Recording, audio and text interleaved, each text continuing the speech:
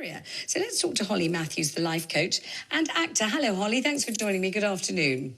Good afternoon, Vanessa. Thank you for having me once again. So the idea of this is that the girls were discouraged from loitering in the loos, fiddling about with their hair and makeup, by the staff putting posters over the mirrors with kind of comments on them and mottos, as we just heard.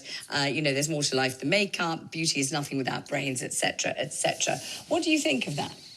Well, when I first heard the story, I hadn't read what the posters were. And I think my first thoughts were, it's like positive messaging in the bathroom. That seems like something really, that's great. We're having those conversations. Absolutely agree that the way that we look is the least interesting thing about us, right? That goes without saying in my world. However, when I looked at the messaging, so things like beauty is nothing without brains, and I forget the other ones that they said, they were so steeped in judgment.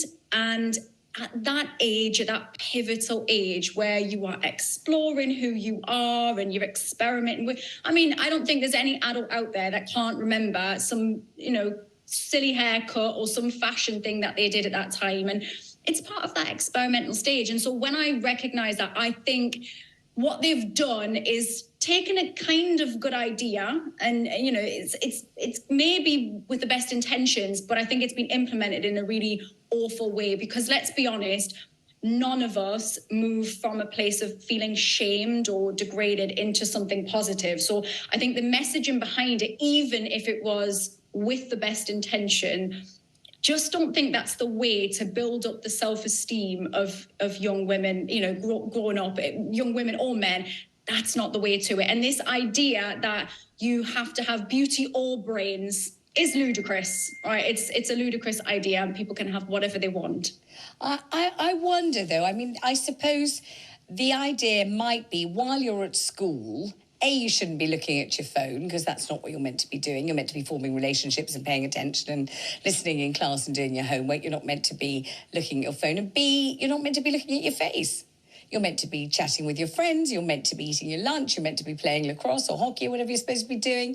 You're meant to be looking at the boys over the fence, which is what I was certainly doing when I was at school lots of the time, longingly and lingeringly. And you're meant to be doing what you're meant to be doing at school, which is not hanging about in the lavatories doing stuff to your face. So I kind of get it.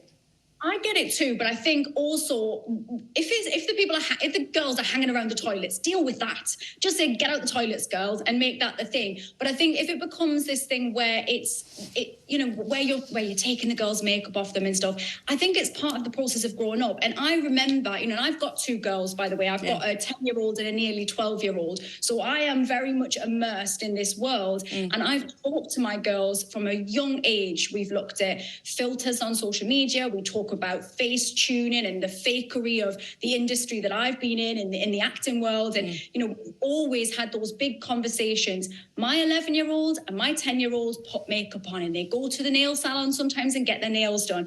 And as long as they are hearing the messaging from me that I don't always, I've got a full face of makeup right now, but I don't wear makeup all of the time. I like my face. I model that behavior for them. I tell them that women, or men who wear makeup, we're very much like clowns. It should be fun. It should be a bit of fun and a bit of dress up. And it should be from that space. The minute it gets to the space where I was as a child, because when I was growing up, I was very, very body dysmorphic, and makeup was a cover. But without it, I actually don't think I would have went to school, because I had terrible acne and I was really self-conscious. And I had a teacher at school who did the whole shaming thing and would give me cleanser in front of the class and make me take it off in front of the class. Okay. Now, did that deter me from putting makeup on? Did that build my self-esteem? Absolutely not. We can see right now it did not take the makeup off my face, and it did nothing for my self-esteem. In fact, I had to unpick it. So I think it's a case of looking at, yes, I guess the messaging should be focus the children's minds on the things that you mentioned, the sport, the work and the friendships and all of that. But we can't pretend that part of that isn't dealing with a really awkward stage in your life where your body is changing. And if they want to wear a little bit of makeup, as long as they're not spending too much time in the toilet, I don't see the issue with it. And I think you spend you have more issue with their self-esteem by shaming them into thinking because you've got some mascara on, it says something about you. And we know that's not true. Very interesting that you mentioned mascara there, because I remember when I was at school, and that was just about when people stopped going to school in caves. You know, it was quite a long time ago. We used to have a small Tyrannosaurus just at the entrance to just help the caretaker when we arrived. That's how long ago it was. Occasionally we used to do a little painting on the wall of the cave, that kind of a thing in the art class. But anyway, when I was at school, in the loos, what we were actually doing, and anyone of my vintage I'm sure will remember this, was we used to stand there really, really close to the mirror. We used to apply enormous amounts of mascara, huge amounts of mascara, and then we used to use an actual pin, how dangerous, how ridiculous, and try and separate the clumped up lashes with a pin. That's what we were doing. We should have been learning our Latin verbs. If only I had, I'd be in a completely different place right now. But then we were standing there just separating these clumping lashes so that we looked absolutely irresistible. We'd come out of the loos and we'd be sent straight to the lab where Miss Gover would give us acetone to get our nail varnish off, which absolutely practically burned your fingers off, and some kind of ghastly chemical, I'm not sure what, to scrub the mascara that we just carefully applied straight off again. But did it stop us? Of course not. Certainly not. So this is it. We have been doing it since the cave times. We've all been putting makeup on our faces. And I think, listen, I am all for, and I constantly affirm messages to my children. I'm always saying to them, you know, you have to love who you are, really, truly. Like the way that we look, it's just a vehicle. It's just a meat suit. It doesn't really matter.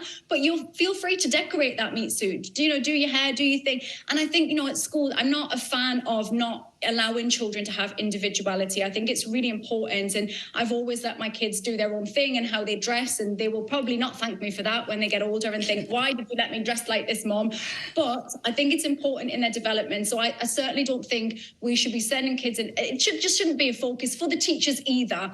Get them out the toilets, get out the toilets, girls, and let them wear the makeup if they want to. If it's a bit much, say, girls, tone it down.